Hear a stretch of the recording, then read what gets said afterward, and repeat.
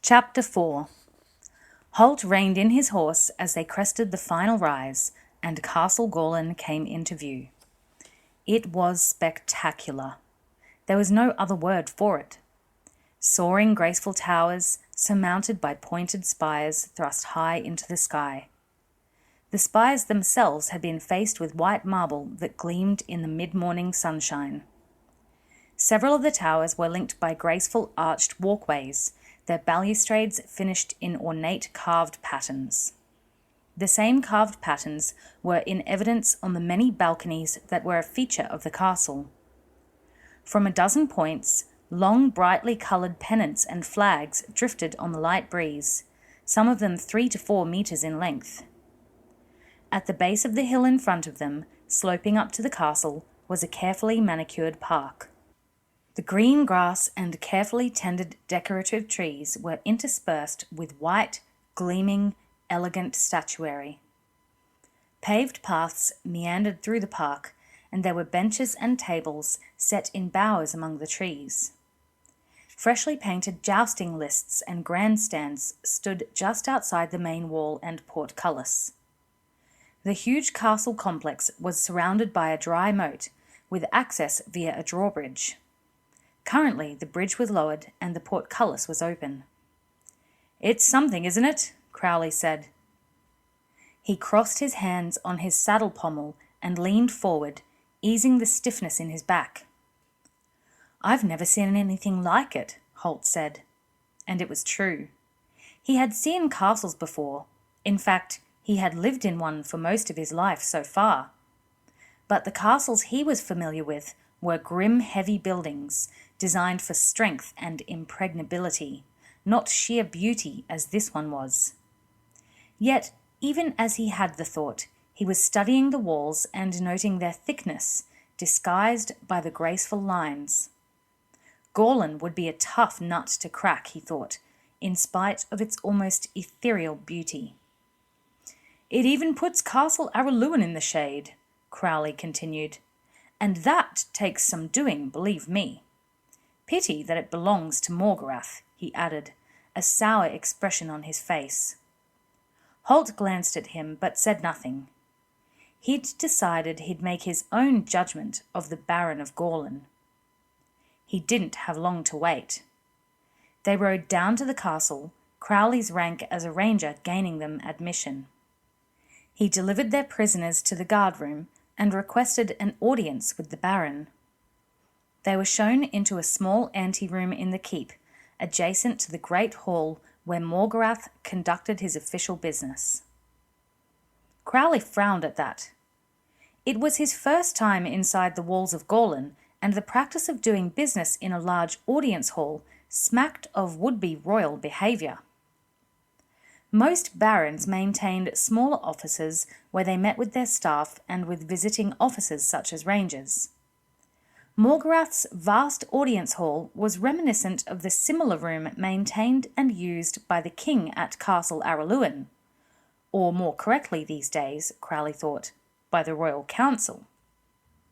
They were kept waiting for 40 minutes, little enough, the ranger thought, since they had arrived unannounced, then shown into the massive hall.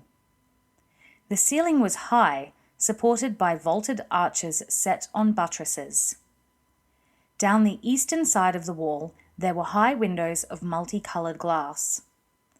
The sun shone through them, creating exotic patterns on the interior of the hall. Altogether, the great hall was as impressive as the exterior of the building. They entered through tall double doors, which were opened by men-at-arms wearing the lightning bolt sword device that Holt had seen on the 3 men in the tavern. Morgarath sat at the far end of the hall, in a large throne-like chair made of blackwood, on a dais that placed it a metre higher than its surroundings. Crowley and Holt marched together down the length of the room, their soft boots making little sound on the flagstone floor. Just short of the dais, the floor surface changed to one of marble tiles set in geometric patterns. Taking his cue from Crowley, Holt stopped at the foot of the dais. Crowley stood at attention. Holt's stance was more relaxed as he studied the Baron of Gorlan Fife. Morgarath sat casually, one leg draped over an arm of the chair. He was toying with a broad-bladed dagger, admiring the silver-chased hilt and crosspiece. He looked up at them as they stopped. His expression was one of total disinterest. Even seated, it was apparent that Morgarath was an exceptionally tall man. He was handsome, with a longish face and a strong jaw. He wore no beard or moustache, but his hair was long and straight. It was a pale blonde colour, a colour that would probably go white rather than grey as the man aged. His skin was pale, and he was dressed entirely in black, throwing the pale skin and light-coloured hair into stark relief. A heavy silver chain hung round his neck. But his most surprising features were his eyes. With colouring such as his, Holt would have expected pale eyes, blue or almost colourless. But these eyes were black, deep black, so that it was impossible to see where the irises ended and the pupils began. Dead eyes, Holt thought to himself. He had no idea where the thought came from. It simply appeared in his mind as he studied the Baron. Morgarath put the dagger down on a small side table by his chair. He jogged his foot up and down as he studied the two men before him. Their rough, practical travelling clothing and equipment was at odds with the elegance of his hall, and he frowned at them, as if they had somehow defiled the beauty of Castle Golan. "Your name?" he said to Crowley. His voice was deep and resonant. He didn't seem to speak loudly, but the voice filled the room. Crowley shifted uncomfortably. The Baron's disapproval was painfully obvious. "Crowley, sir. King's Ranger number 17, attached to Hogarth Fife." "The correct mode of address, Ranger, is my lord, not sir." Crowley flushed red. Morgarath was wrong. As a ranger holding the king's warrant, Crowley was a senior officer and was entitled to address barons as sir. Only the king or members of the royal family merited the title my lord, and it was usually reserved for formal occasions. Morgarath seemed to have an exaggerated idea of his own rank. There was no point, however, in arguing with the man here in his own castle. "Apologies, my lord," he said curtly. Morgarath held his gaze for several seconds, measuring him.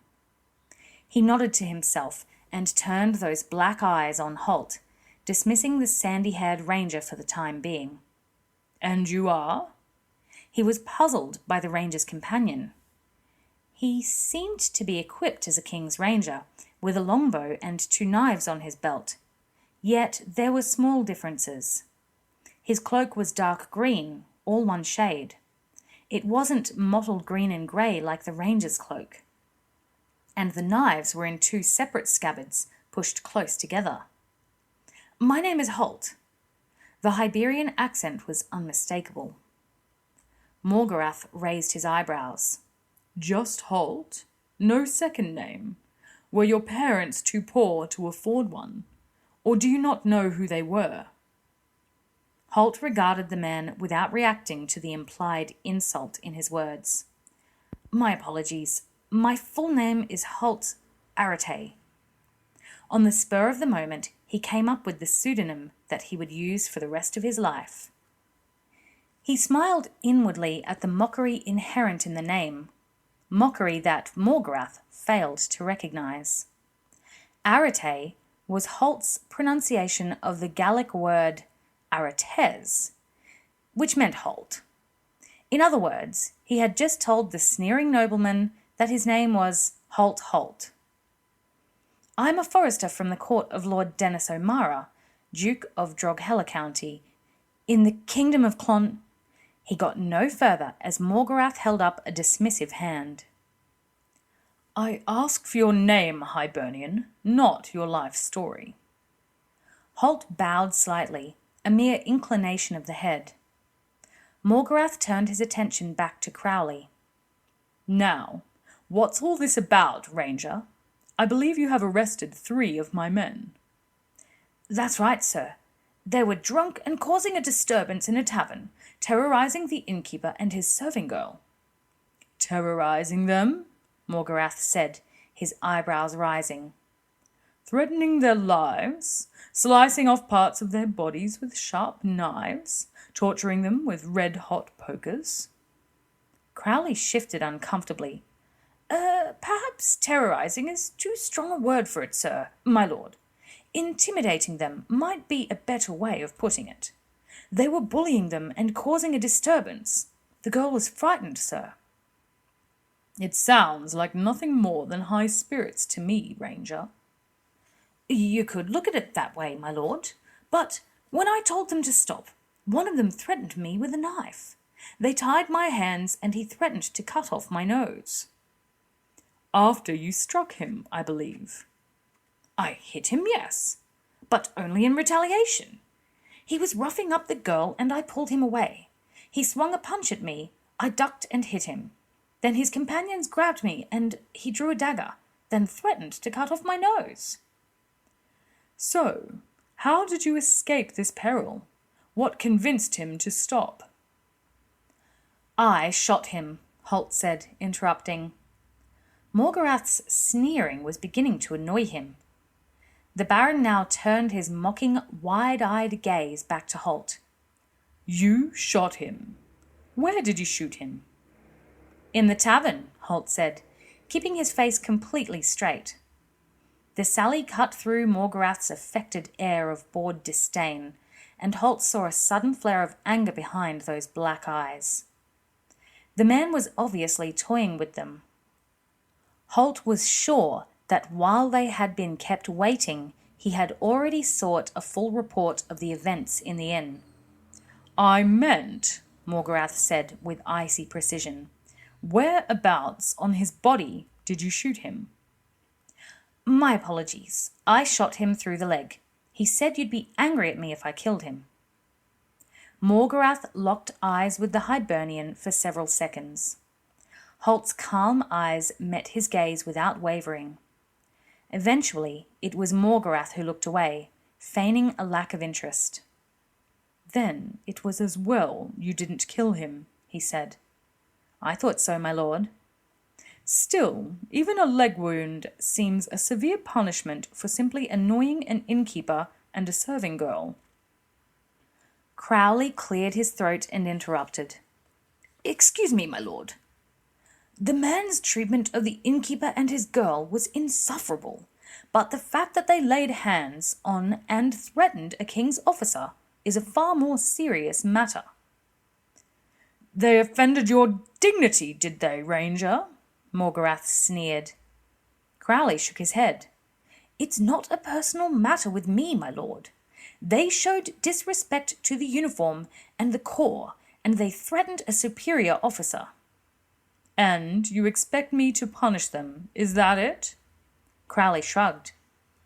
I thought it best to report the matter to you for action. They're your men, after all, so it's better to deal with it unofficially, as it were. Otherwise, I'd have to report it to Ranger headquarters. Morgarath's brows lowered. That was the problem, of course. He had no idea how this Crowley was regarded by his superiors. The idiots who ran the Ranger Corps these days were an arrogant bunch. Even though they were technically aligned with Morgarath and the other members of the Royal Council, they tended to stand on their dignity if their pride was offended. If they felt their organization had been treated with disrespect, they could demand all sorts of retribution. And, ineffectual as they might be as fighting men, they had a lot of influence. They belonged to some of the more important families in the kingdom, and Morgarath wasn't yet in a strong enough position to alienate them. He forced a smile. I appreciate your discretion, Ranger Crowley. As you say, it's better to keep these matters among ourselves. I'll have them flogged. Crowley was startled by the words. No need for that, my lord. I think demotion and a few months of unpleasant duties would be enough." "You're too soft-hearted, Ranger. I think a flogging is merited. 50 lashes at least. After all, they offended the Ranger Corps, and we can't have that. What do you think, Holt Arate?" Holt had forced himself not to smile at Morgarath's unwitting use of the ridiculous repetitive name. He sensed that the Baron, by proposing such a cruel punishment, was attempting to keep Crowley off balance and to undermine his resolve. He was playing a sadistic mind game. Crowley was a decent man, and the thought that he had caused 3 men to have their flesh torn from their backs would sicken him. Holt, however, felt no such qualms. "Flog them by all means, my lord. A good flogging never hurt anyone, certainly not the flogger anyway." Crowley glanced quickly at him. Holt gave him an almost imperceptible nod. Crowley wasn't sure what Holt was doing, but elected to follow his lead. "As you see fit, my lord," he said. Morgarath considered the 2 men before him in silence for some time. Then he stroked his chin slowly. "Quite so. As I see fit. Very well. You can rest assured that I will see to their punishment, and it will be appropriate to the crime they committed. That's all. Get out of here." He made a shooing gesture with one languid hand and turned his gaze from them, picking up the dagger and examining the design work on its hilt once more. Holt and Crowley turned and walked quickly away. For a moment, Crowley was inclined to back away from the dais. Then he took his lead from Holt and turned smartly, putting his back to the tall, black-clad figure on the throne. As they walked away in step, Morgarath abandoned his feigned interest in the dagger and stared after them, his gaze unblinking. The Ranger was predictable, he thought, one of the last of a rapidly disappearing kind. He was of little interest to Morgarath. The Hibernian was a different matter. He was bold, resourceful, and difficult to cow. Surrounded by yes-men and toadies as he was, Morgarath had need of a few strong-willed lieutenants. The Hibernian could be a useful person to have on side. Crowley and Holt spent the night at Castle Gorlan, eating in the main hall with the castle senior staff and knights from the battle school. For the most part, the locals ignored them. Morgarath chose to eat in his own quarters and made no appearance. They were assigned comfortable guest chambers in one of the towers. The rooms were big, airy, and well furnished. After he had blown out his candle, Holt lay, eyes open, thinking over the events of the day. Long after midnight, he heard a light rap at the door. He slipped out of bed. His belt with the 2 scabbards was looped over the bed head beside his pillow. He drew the sax knife and moved quietly to the door. Opening it, he found a castle servant, who recoiled in fear as his candle's light reflected on the heavy blade in the Hibernian's hand. "Lord Morgarath wishes to speak to you," the servant said nervously. "Wait here," Holt told him. He dressed hurriedly, debated whether to leave his knives behind, then shrugged and buckled on the heavy leather belt, replacing the sax in its scabbard. He followed the servant downstairs to a lower level. They crossed to another staircase, this one leading to the central tower, and the man led him upwards again. After 4 flights, they came to Morgarath's private quarters. The servant knocked apprehensively on the massive door. Faintly, they heard Morgarath's voice. "Come in." They entered. The Baron was sitting behind a massive desk, leafing through sheafs of parchment. One solitary candle lit the room. Shadows pressed in around the black-clad form, and Holt stopped in front of the desk. Morgarath glanced at the servant. "Get out," he said, and the man scuttled away. Holt was put in mind of a cockroach hurrying for cover when a light was shone upon it. He heard the door close behind the man. Morgarath had kept his gaze fixed on Holt while the servant left. Holt returned the scrutiny. The Baron waved him to a chair. "Sit down," he said, and, as Holt complied, Morgarath leaned forward on his elbows, pushing the candle closer to the Hibernian so he could see his face more clearly. "You interest me, Holt," he said finally. Holt shrugged. "I'm not a very interesting person, my lord," he said evenly. But Morgarath shook his head. "Oh, but you are. You're a man who knows his own mind and who's not afraid to speak it. I value that. You're resourceful, and from what I've heard, you're a skilled fighter." Holt said nothing. The silence between them grew. Finally, Morgarath broke it. "I could use a man like you." A faint smile touched the corners of Holt's mouth. "I'm not sure I like the idea of being used, my lord." Morgarath waved the statement aside. "A figure of speech. Let me put it another way. I'd like to have you working for me. I pay well, and, as you can see, conditions here at Gorlan are extremely pleasant. A lot of men would be honoured to work for me." "Regretfully, sir, I don't think I'm worthy of that honour." There was no trace of regret in Holt's voice. "I find that those who aren't for me are usually against me, Holt," Morgarath said. Holt recognised the warning implicit in the words, but he was unmoved. He remained silent, meeting Morgarath's basilisk stare without any sign of wavering or uncertainty. Morgarath tried one last time. "I'd rather have you as an ally than as an enemy," he said. Holt stood abruptly, pushing the chair back with a scrape of wood on wood. "That choice may not be yours," he said. And, before the furious Baron could respond, Holt turned on his heel and left the room.